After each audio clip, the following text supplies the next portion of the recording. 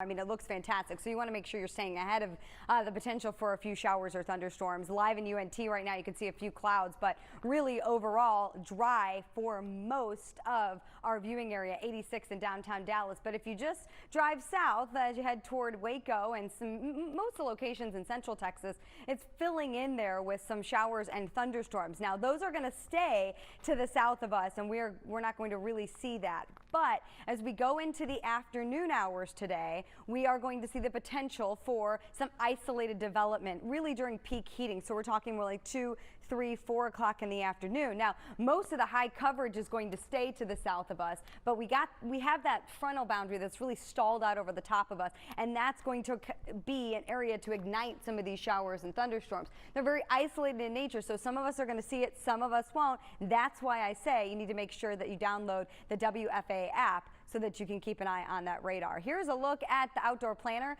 as we move forward. So we're mostly sunny skies, and even when the chance for those isolated storms are out there, it's still going to be mainly sunny and warm, but still slightly below normal. 93 degrees as the high temperature, and then falling as we go into the evening into the low to mid 80s. We're going to have a look at the rest of the week's forecast. It's drier, and Teresa, it returns to July-like temperatures. We'll talk about that in a few minutes. You knew it had to. It had to at some point. We can't escape it forever. All right, Kaylee, thank you. We're going to talk about that, but we've been so spoiled. We cannot complain, right? Today, though, we still have the stationary front kind of sitting right around I-20. Most of the showers and thunderstorms that are firing up right now are staying to the south of us, near Waco to Hamilton, Mejia to the south into central Texas. Let's look at our timecast here. As you can see, by 2 o'clock, we will start to see it inch up a little bit in spots to the south and east from Tyler down to Jacksonville. Also, if you look here at about 4 o'clock, a few isolated pop-up showers and thunderstorms as far north as Dallas and Fort Worth. So any isolated activity will continue during peak heating. And you can see if the actual stationary front kind of goes up a little north along I-30. So we could see some of those showers and thunderstorms as far north as spots like Gilmer over to even Sulphur Springs. So we'll watch that. Now, the key is it's during peak heating. So once the sun starts to go down and we lose the loss of daytime heating, all of this activity is going to fizzle out and we will dry up. And then we're going to be in a dry stretch as we go through the rest of this week. So we're really not talking about much in the way of rainfall after today. Here's a live look in Fort Worth right now, 84 degrees. You can see that haze out there, 88 in Dallas Baptist University. Taking a live look up into the clouds in Dallas at 86.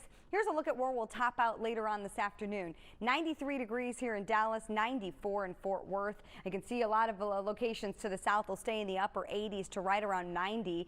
But if you look up toward the north and west, we'll have several locations in the mid to upper 90s. Still, this is where we should be for some of those spots. 95 is the normal.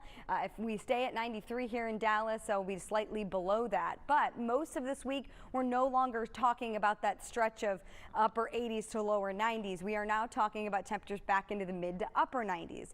You can look at these temperatures, though, and know our normal goes up from 95 to 96 as we go into the day on Thursday. So for today and tomorrow, we are going to see 93 today, tomorrow 95. That's exactly where we should be for tomorrow. Slightly cooler Wednesday by a degree or two, not by much. And then we kind of jump up a degree each day as we go into the weekend, and we're at normal or even slightly above as we go into the weekend. I'm so sorry, but you're going to have some issues this week. We've got our pollen count today is high with fungus and moderate with grass, but then we're also talking about the Saharan dust. And the problem with this is it kicks up dust here that we're not used to, we don't have. So your body's going to respond to it kind of like it does with springtime allergies. So you could have some congestion, runny nose, tickle in your throat, some coughing. And those of you that suffer from asthma, you may want to keep that inhaler close by. My daughter's been having a lot of issues, so I told my husband, we've got to keep that inhaler around because of the next couple of days. It'll be around through the beginning of this week, and then it'll start to go away. But going back over that forecast for today, 93 degrees with south winds 5 to 10 miles per hour. About 20% coverage, with the higher coverage staying south of I-20 today. Tonight, mostly clear skies. It'll be a bit on the muggy side, 75 degrees with south winds 5 to 10. And if you look here at the 10-day forecast, I'll step out